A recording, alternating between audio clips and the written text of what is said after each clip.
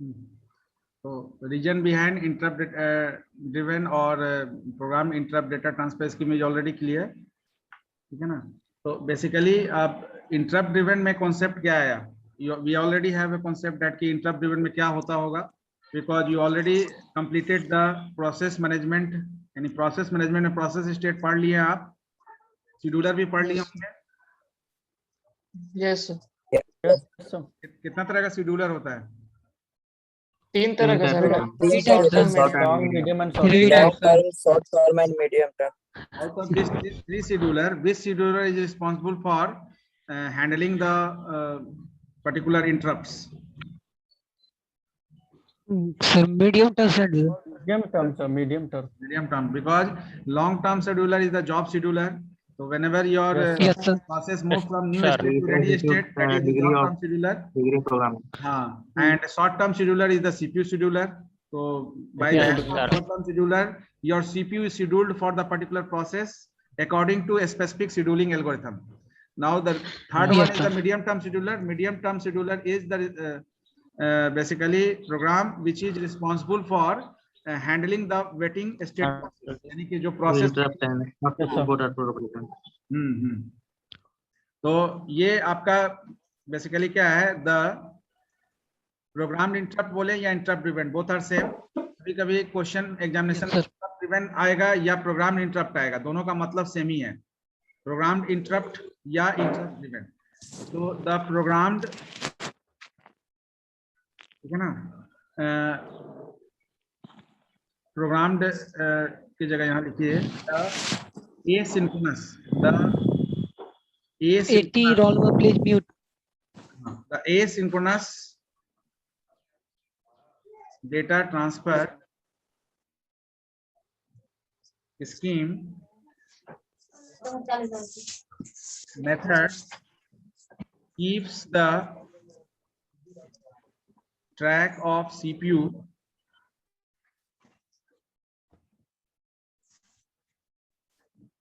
Asynchronous data transfer scheme में क्या हो रहा था कि आपका keeps the tracks not keeps the CPU, ठीक है ना, बीजी नीडलेसली, सीपीयू बीजी नीडलेसली। अब सीपीयू किस काम के लिए बिजी रह रहा है, क्योंकि सीपीयू को कोई काम ही नहीं है। अगर कोई इनपुट आउटपुट डिवाइस का स्टेटस ओके नहीं है, जिसके चलते प्रोसेस एग्जीक्यूट नहीं हो पा रहा है, तो सीपीयू तो अनवांटेडली बिजी है इस सेशन में। तो एसिंक्रोनस डेटा ट्रांसफर स्कीम में जो मेथड है, इसमें सीपीयू को बिना मतलब के, बिना आवश्यकता के आप बिजी रख रहे हैं, ठीक है ना, तो इसको हम लोग अवॉइड कर सकते हैं। तो this can be avoided,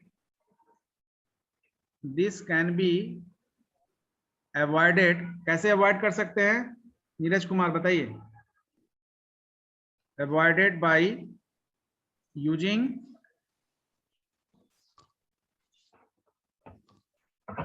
an interrupt, using an interrupt facility. So this can be avoided by using an interrupt facility.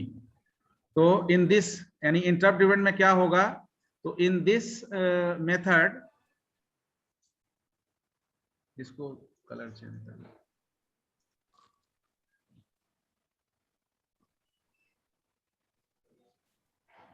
तो इन दिस मेथड, अब आपका क्या है, in this method interrupt driven में हम यहाँ पे इंटरफेस यूज करेंगे। Interface is used for, Vishnu Sharma किसके लिए यूज करेंगे? सर आवाज कट के आ रहा है, नेटवर्क इशू के कारण। किसके कारण आवाज नहीं आ रहा है? आवाज सर नहीं, ये सर आवाज नेटवर्क इशू आ रही है sir.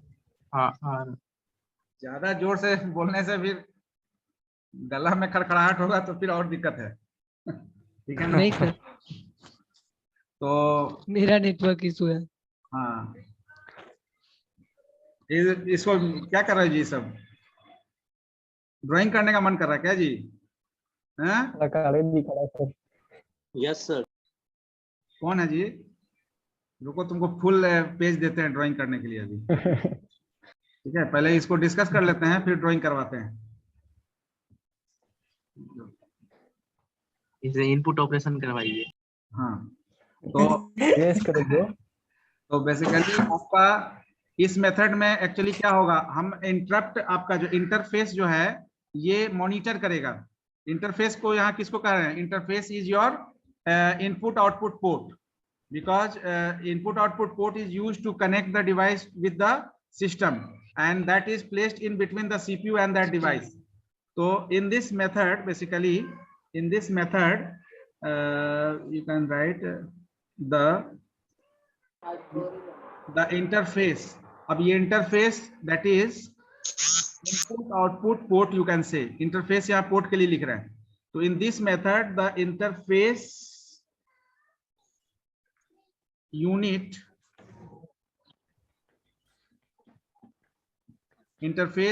monitors, roll number 19,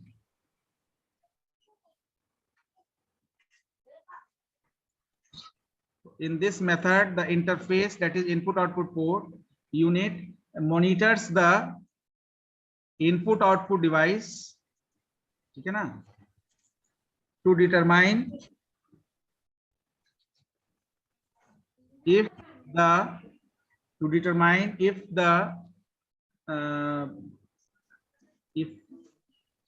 the device is ready for data transfer, ठीक है ना।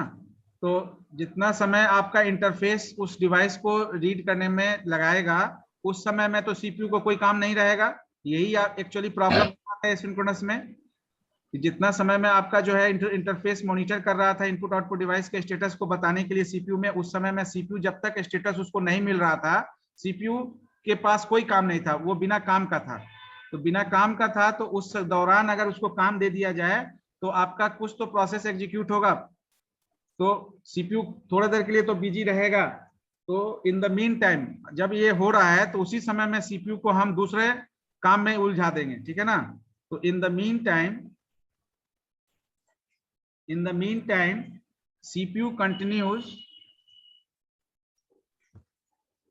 CPU continues with another program,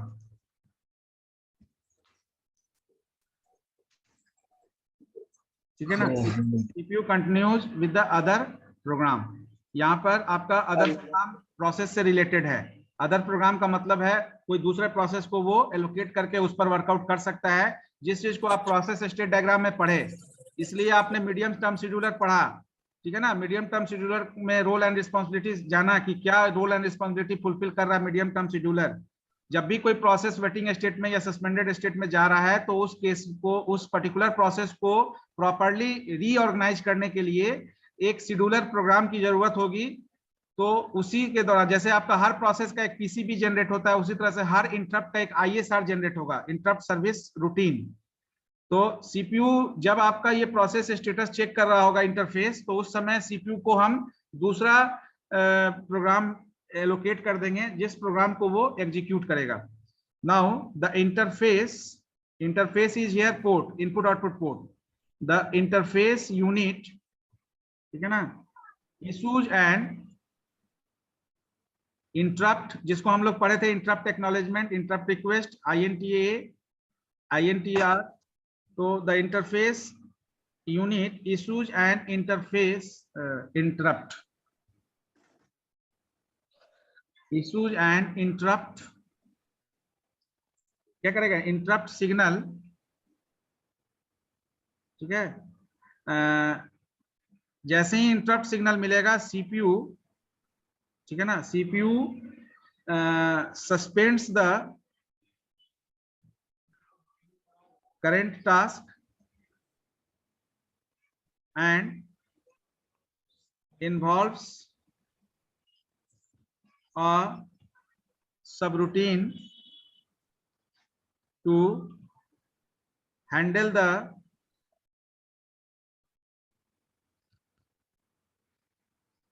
input output and later returns to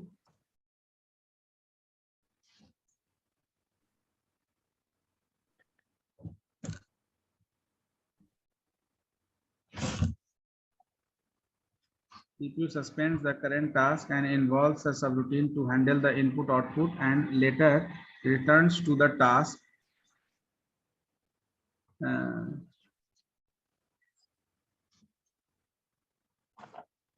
It was originally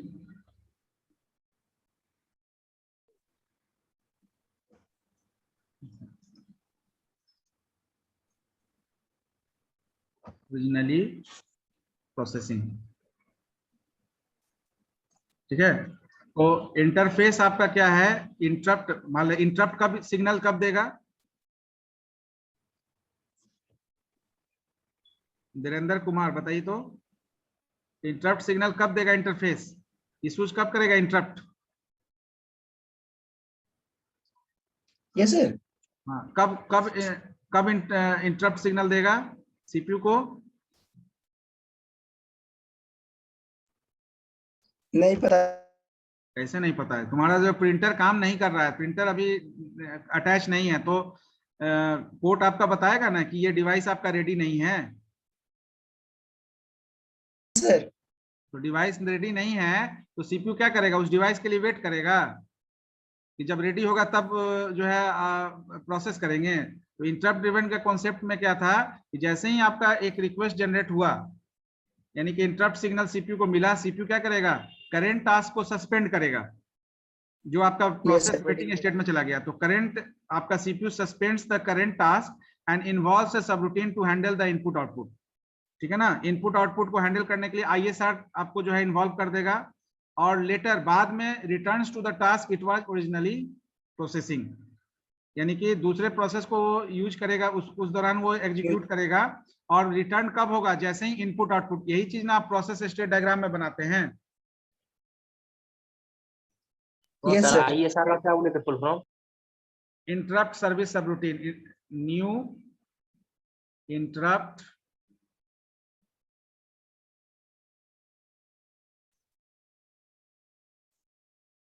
ISR, interrupt service 100। अब तुम sir roll number 100 क्या कर रहे हो? ये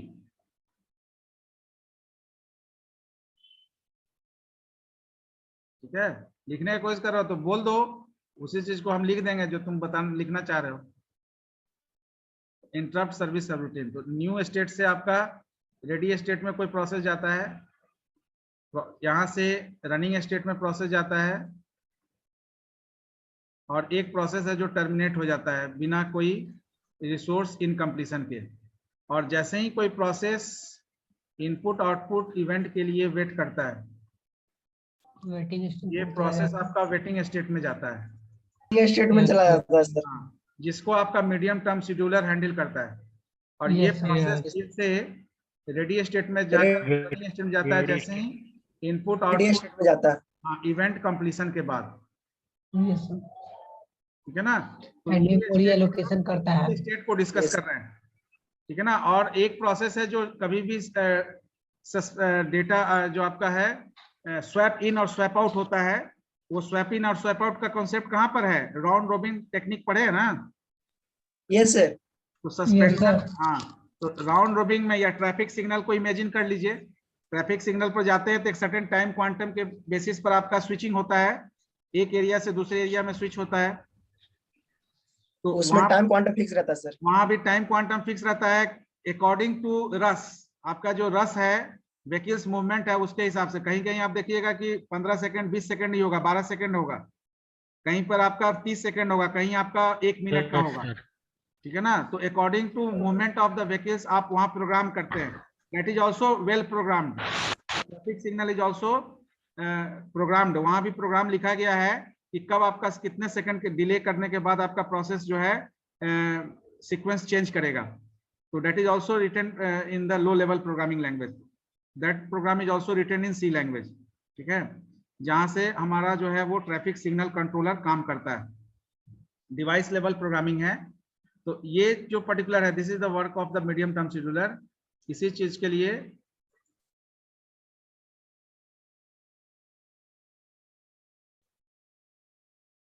ये चीज आप ऑलरेडी पढ़े हैं, इसलिए अभी आपको समझ में आ जाएगा। पढ़ा है सर, लेकिन ये ध्यान नहीं था। हाँ, तो वो थोड़ा सा, चूंकि अब आर्किटेक्चर में ऑपरेटिंग सिस्टम फंडामेंट बहुत सारा टॉपिक आपका जो है कोरिलेट होता है, तो वो चीज तो आपको थोड़ा सा ऑब्जर्व करके रखना पड़ेगा। Now this is the interrupt driven data transfer scheme. तो नेक्स्ट जो आपका डेटा ट्रांसफर स्कीम है, that is the second one.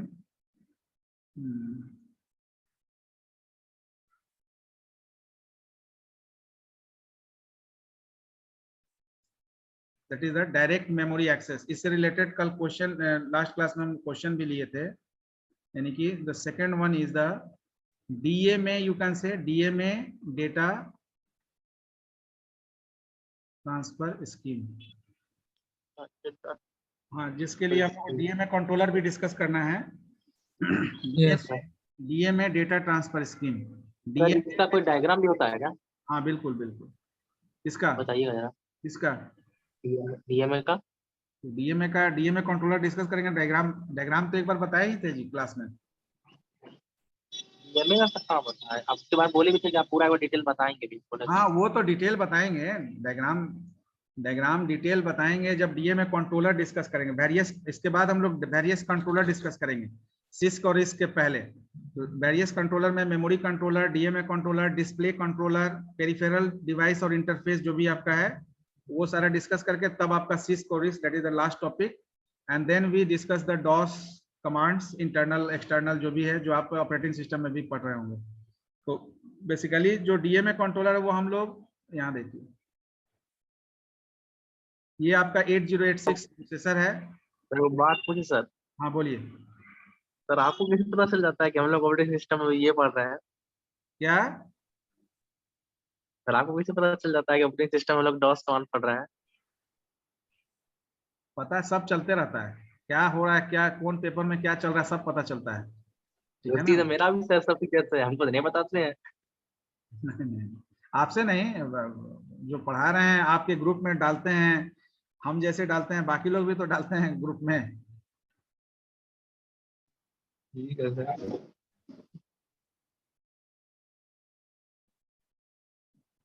ठीक है, तो ये आपका 8086 माइक्रो प्रोसेसर है। तो अब यहाँ देखिए, यहाँ पर हम लोग 3 बसेस को यहाँ जोड़ते हैं। एक आपका हो गया ये डेटा बस, एक यहाँ से डीएमए रिक्वेस्ट चैनल आता है, और एक यहाँ से एक्नॉलेजमेंट चैनल जाता है। ये इस डायरेक्शन में है, ये आपका इसका डायरेक्शन इधर की तरफ है, यानी ये। इसके बाद एक आपका है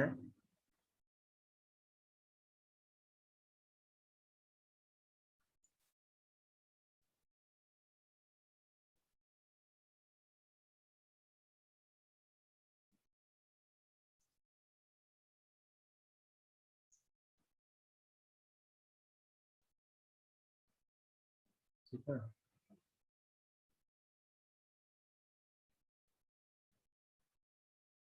यहाँ देखिए, ये जो 2 पिन हम लोग डिस्कस किए इंटेल 8086 का, इसमें एक पिन था आपका पिन नंबर 31 और एक पिन था पिन नंबर 30।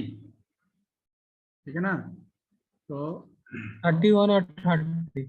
हाँ, तो ये आपका Yes, क्या sir. है, this is the request pin and this is the GT pin, grant pin, RQ और जीटी, जिसको होल्ड और एचएलडीए मिनिमम ऑपरेटिंग मोड में हम लोग बोलते हैं।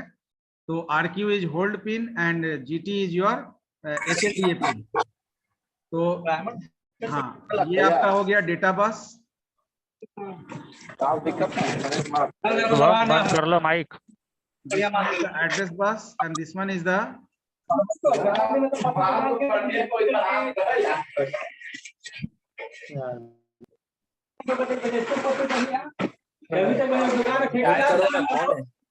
माइक बंद करो भाई। शुभम बंद करो। ऑनलाइन क्लास चल रहा है ना, हमारा लग खराब। Shubham Kumar online class sir mute all कर दीजिए। Sorry sir.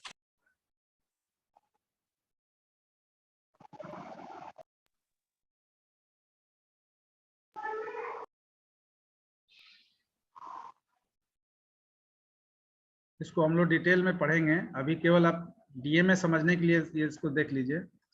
डिटेल डिस्कस करेंगे डीएमए कंट्रोलर के अंदर। एक्चुअली में डीएमए होता क्या है? यही डायग्राम है क्या? हाँ, डी एक्ट, डी रेक, देन IOR का मतलब है input output read, input output read. IOW का मतलब है input output write. Write. Mem W का मतलब है मेमोरी राइट। मेम R का मतलब है मेमोरी रीड। मेमोरी। ठीक है ना?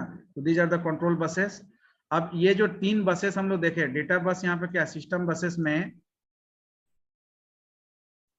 सिस्टम बसेस में 3 बसेस है आपका, डेटा, एड्रेस और कंट्रोल। कंट्रोल। ठीक है ना? कंट्रोल बस, डेटा बस भी यहाँ से जुड़ा हुआ है, इससे मेमोरी से, जैसे यहाँ जुड़ा हुआ है। अब देखिए बेसिकली डिस्क कंट्रोलर क्या है? डिस्क कंट्रोलर जो है initiate D rack. D rack देख रहे हैं आप, एक चैनल है। पहले तो डेटा बस, एड्रेस बस और कंट्रोल बस, तीनों बसेस को देख लीजिए। ये तीनों बसेस रीडायरेक्ट हुआ है डीएमए कंट्रोलर की तरफ। ठीक है ना? ये आपका जो डायरेक्शन यहाँ पर डिसलिंक हुआ है, ये एक्चुअली आपका डायरेक्टली 8086 प्रोसेसर से कनेक्टेड है। लेकिन जैसे ही डीएमए कंट्रोलर यानी डीएमए ऑपरेशन इनिशिएट होगा, इसका डायरेक्शन टुवर्ड्स डीएमए कंट्रोलर हो जाएगा, तीनों बसेस का, डेटा बस, एड्रेस बस और कंट्रोल बस। तो ये कैसे होगा?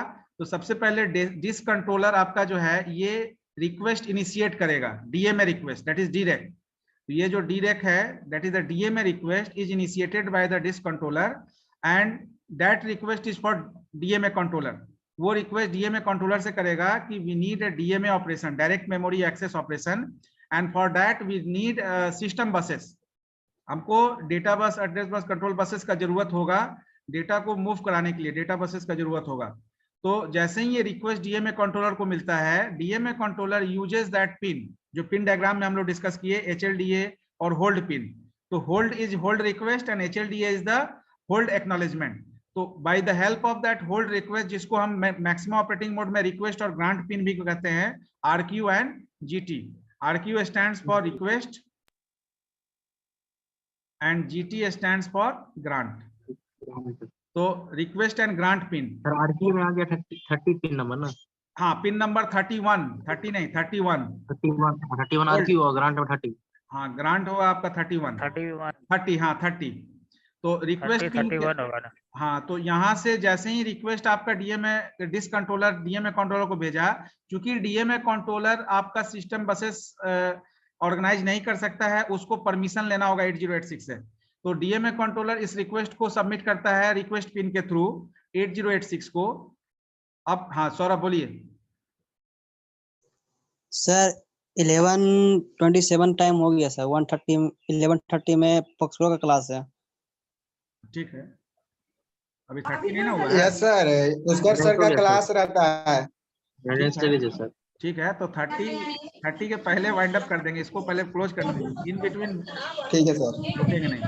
तो ये डीएमए कंट्रोलर रिक्वेस्ट जैसे ही दिया, तो अब इमीडिएटली आपका 8086 कोई आपका ग्रांट परमिशन नहीं करेगा, वो पहले इंटरनल ऑपरेशन अपना कंप्लीट करेगा, उसके बाद एक्नॉलेज करने के लिए ग्रांट इशू करेगा। जैसे ही डीएमए कंट्रोलर को एक्नॉलेजमेंट मिलेगा कि आपका प्रोसेसर जो है वो बसेस को ग्रांट कर दिया है, बसेस को ग्रांट कर दिया, इसका मतलब है कि now the buses are redirect to the particular DMA controller and ये acknowledgement DMA controller this controller को भेजेगा by the help of DMA acknowledgement.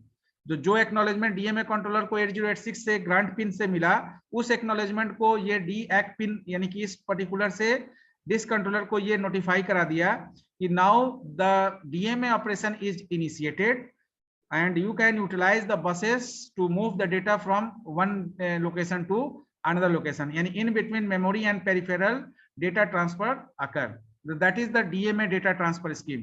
तो DMA data transfer scheme में हम लोग इसी को डिस्कस करेंगे। So we just discuss it in next class. Okay.